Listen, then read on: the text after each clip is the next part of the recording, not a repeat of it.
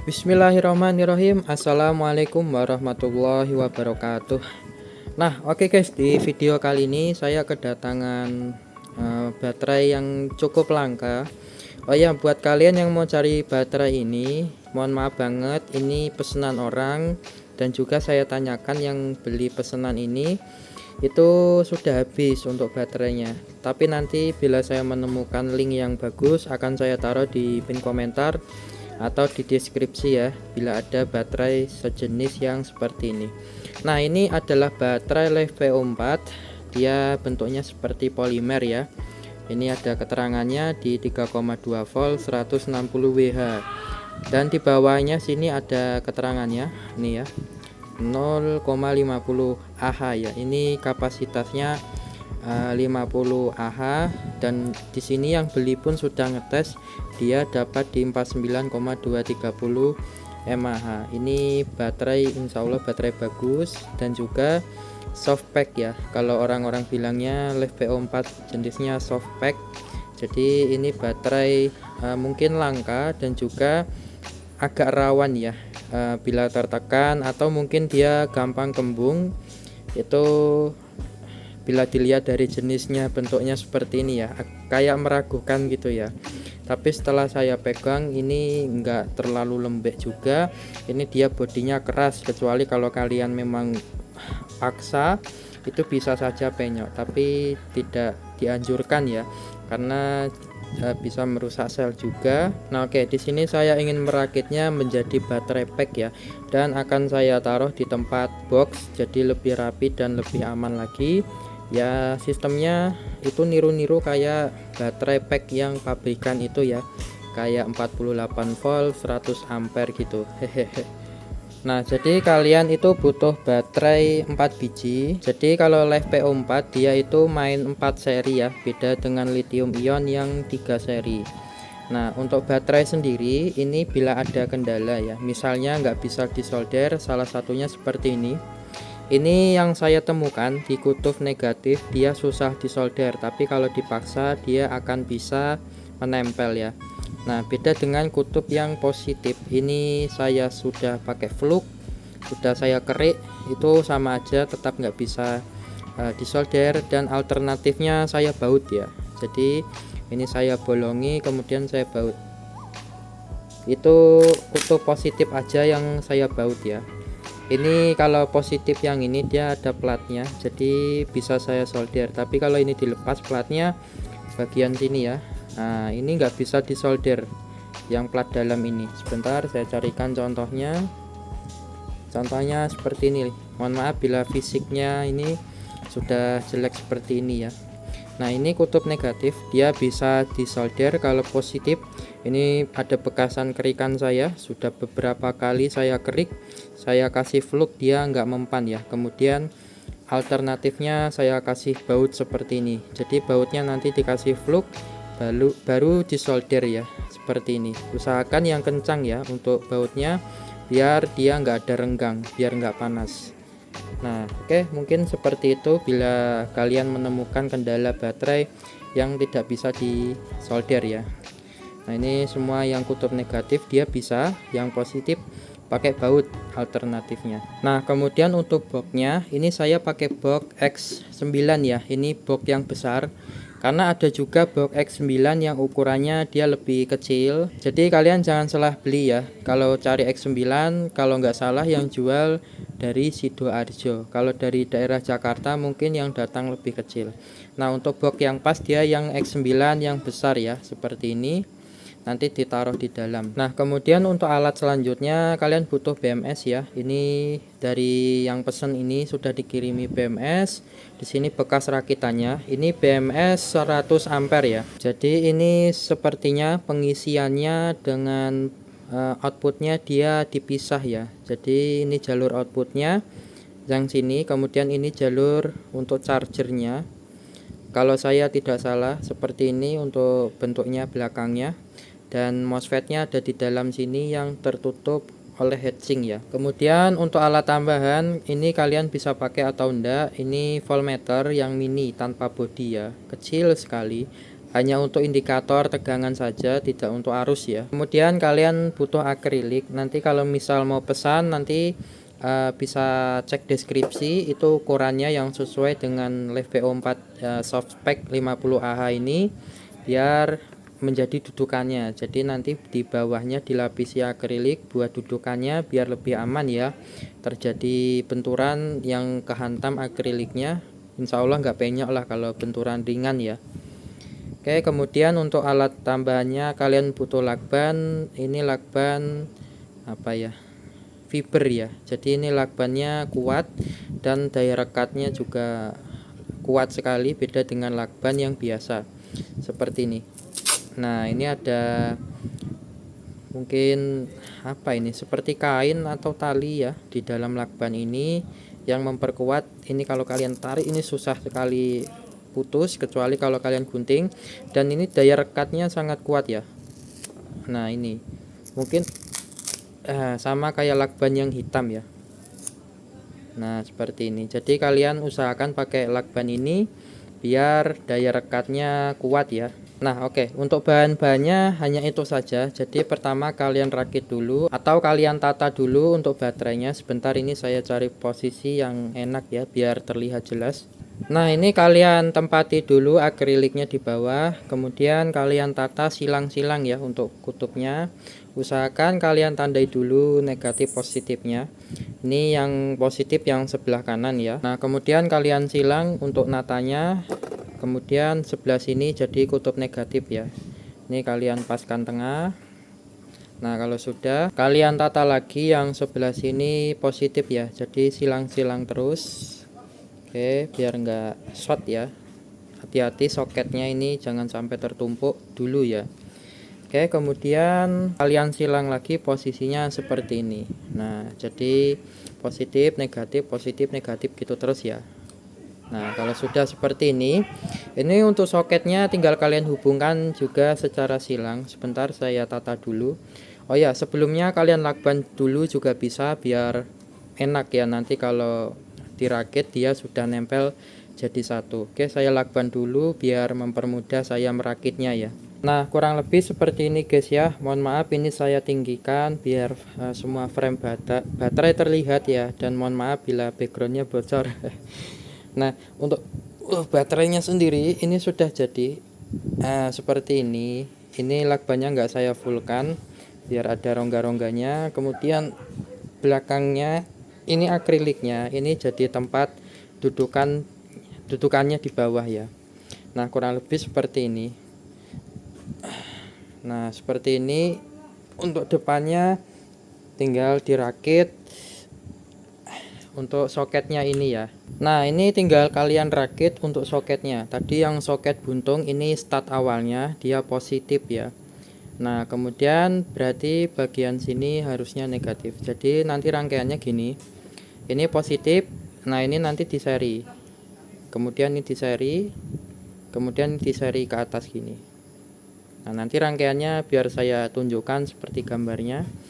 Ini saya rakit dulu biar terlihat jelas ya. Ini tinggal di seri aja kok. Nah, seperti ini. Ini positif, ini negatif. Terus kemudian ini negatif, ini positif, kan tadi disilang ya. Jadi tinggal ini jadikan satu seperti ini jadikan satu seperti ini, terus yang ini jadikan satu seperti ini. Ini output negatifnya, ini output positifnya. Oke, saya rakit dulu, nanti saya jelaskan lagi. Nah, kurang lebih seperti ini, dan mohon maaf bila solderan saya kurang bagus ya. Ini soketnya pun seperti ini soalnya. Nah, ini untuk kutub positif yang tadi soketnya buntung itu, tapi sudah saya ganti baut. Kemudian ini rangkaiannya ya.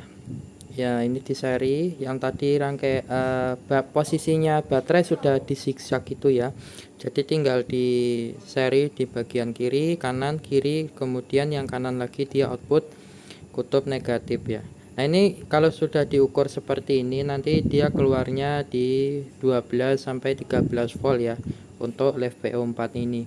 Nah, kemudian untuk BMS-nya ini tipe yang separate port ya. Jadi dia arus pengisiannya pisah. Jadi ini outputnya dua ini, kemudian yang sebelah sini C min ini dia input chargingnya, jadi dia terpisah dari jalur utamanya ini. Nah seperti ini, dia ada 3 soket ya nanti. Kemudian untuk kabel kecil-kecil ini dia dihubungkan ke masing-masing sel. Untuk rangkaiannya bisa kalian tonton aja gambar di depan sini, kalian screenshot, terus kalian urutkan jalurnya. Kalau yang versi common port ini nanti dia pakai gambar yang satunya. Ada juga yang versi separate port ya, kayak punya saya ini. Jadi kalian sesuaikan dengan BMS yang kalian pakai ya. Nah seperti itu. Oke, ini tinggal rakit BMS aja. Untuk rakitnya nanti saya taruh atas sini mungkin ya. Nah jadi seperti ini posisinya, tinggal dirakit di belakangnya sana ya. Diurutkan dari kabel yang hitam ini negatif atau nolnya. Oke, saya rakit dulu. Dan ya ini sudah selesai guys ya untuk perakitan baterai plus BMS nya. Lumayan memakan waktu karena saya juga baru pertama kali rakit baterai seperti ini ya, apalagi BMS nya juga yang versi seperti ini yang jalur chargernya terpisah. Nah ini saya zoom dulu, semoga terlihat. Maaf. Nah ini terlihat ya, ada jalur B-min, ini B-min input baterainya, kemudian ada P-min, ini output jalur negatifnya. Nah untuk positifnya kemana? Kalau positifnya dia nggak masuk BMS, jadi dia sudah diambil dari jalur ini. Ini kan yang kabel kecil-kecil ini dia full 4 baterai ini masuk ke dalam BMS. Kemudian ini main kabel utamanya yang negatif dilewatkan BMS di B-min ya. Kemudian P-min ini outputnya yang negatif. Untuk positifnya dia langsung ambil dari baterai ya. Jadi baterai yang output langsung dari kutub baterainya yang positif ya. Kemudian untuk chargernya dia yang C-min ini kabel yang negatif. Jadi dia masuk power supply atau panel surya, dia jalurnya ini. Nah kemudian untuk positifnya tetap ngambilnya dari positif baterai ini langsung ya. Seperti itu. Jadi kalian lihat skemanya, kemudian kalian rakit seperti ini ya. Nah kalau sudah berarti kalian harus menyiapkan boxnya. Mohon maaf ini saya zoom out lagi. Hop. Nah untuk boxnya ini sudah saya pasang, di tengah ada voltmeter ya untuk tegangan aja, tapi ini terlalu besar membuat lubangnya, jadi kurang rapi. Terus di sini harus buat 2 output ya, karena BMS-nya chargernya terpisah, jadi saya buat 2. Kalau kalian pakai yang biasa yang common port itu pakai 1 aja cukup. Nah untuk soketnya saya pakai soket seperti ini soket mirip kayak soket inverter ya. Ini saya buka. Nah jadi kabelnya nanti masuk sini, kemudian gapit ya. Usahakan yang kencang biar tidak ada rongga, biar tidak panas ya di soketnya. Nah seperti ini. Jadi ini tinggal dirakit di soketnya. Ini kabel negatifnya nanti masuk di soket yang bawah. Kalau bawah saya fungsikan yang atas ya. Yang atas ini saya fungsikan sebagai chargernya. Kalau yang bawah ini outputnya nanti ke bebannya. Nah untuk kabel yang charger dia nanti ngambilnya di kutub positif negatif ini ya, nanti disambung di sini. Untuk positifnya saya jumper, nanti dia tetap terhubung ke positif ya. Jadi positif ini di salah satu pin ini sama aja, nanti kan di jumper ya. Nah kemudian untuk kutub yang output dari baterainya ke beban, nanti dia di soket yang bawah ini. Jadi nanti soket bawah ini kabel dari output BMS, kemudian soket negatif yang hitam atas ini untuk arus chargernya ngambil dari C-min ini dari BMS yang charger ini. Jadi kalau pakai yang separate port kayak gini agak ribet ya. Nah untuk displaynya saya ngambilnya di soket yang output ya. Jadi tegangan output biar terbaca di sini. Oke, saya rakit dulu, nanti saya jelaskan lagi, semoga jelas ya. Kalau misalnya masih bingung silakan komen aja atau di WA saya, di deskripsi itu ada nomor saya, kalian chat aja ya. Untuk tanya-tanya nggak apa-apa kok, chat aja. Jadi nomor saya dibuka untuk publik ya. Nah jadi sebelum kalian rakit tutupnya, usahakan kalian giniin dulu ya. Saya pakai bracket 18650. Nah, ini untuk kaki yang belakang sini harus kepotong karena ternyata ukuran baterainya kurang pas ya. Karena di sini saya pakai baut terlalu panjang. Jadi kalau kalian pakai yang agak kecilan lebih pendek, itu saya rasa nggak perlu motong. Jadi saya harus memotongnya. Kemudian di sini ada juga tonjolan. Ini sudah saya kurangi ya. Aslinya dia lebih tinggi. Usahakan di bawah bracket ini, jadi dia nggak nongol gitu ya. Nah, di bawah kan sini sudah tadi dipasang akrilik, jadi akrilik tadi numpang di sini ya. Nah, di bracket ini, jadi ini tinggal kalian lem G atau lem kastol, kemudian kalian pasang baterainya di atas sini. Nah, oke, ini saya contohkan ya. Nih, belakangnya sudah ada akriliknya, jadi aman. Tinggal kalian masukkan di sini. Nah, kalau sudah seperti ini, dia pas aja. Tinggal kalian rakit tutupnya ya. Ini saya coba tutup. Nah, seperti ini nanti. Nah, ini nanti sudah jadi, tinggal dirakit. Oke, saya rakit dulu untuk tutupnya di soket ini ya, biar dia nyala. Kemudian akan saya tes tegangannya juga di output sini. Nah, ini sudah saya hubungkan masing-masing soketnya ya. Ini yang positif biar saya masukkan masing-masing soket, tapi ini tetap ada jumperan ya. Kemudian untuk yang ini kabel satu, ini dia yang chargernya di soket yang atas ya. Kemudian yang bawah outputnya. Oh ya, di sini saya pakai double kabel ya, ukurannya 2,5 mili kali 2 berarti 5 mm diameter kabel saya. Untuk merek ini kabelnya merek Kitani ya, ini ada standar SNI, jadi ada jaminan kualitas tembaganya bagus ya, atau tembaga murni. Oke, saya cek di depan apakah sudah nyala untuk displaynya, dan ya ini nyala ya, displaynya tegangan 12,8 volt. Jadi ini kondisi baterai tidak terlalu penuh ya, jadi penuhnya biasanya di 13,4 kalau nggak salah. Cuma ini daya paling lamanya LiFePO4 ya, jadi di 12,8 nih sangat lama nanti dia turunnya. Oke, ini langsung aja tinggal dirapikan karena ini bautnya hilang.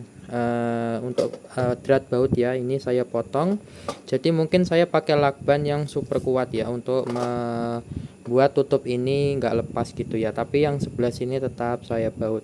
Nah, untuk keamanan ekstra di sini bisa kalian lapisi lagi pakai solasi kertas atau bisa kalian tutup pakai karton gitu ya, biar ini nanti misal terjadi benturan gitu jatuh ya, ini kalau bergeser masih aman ya.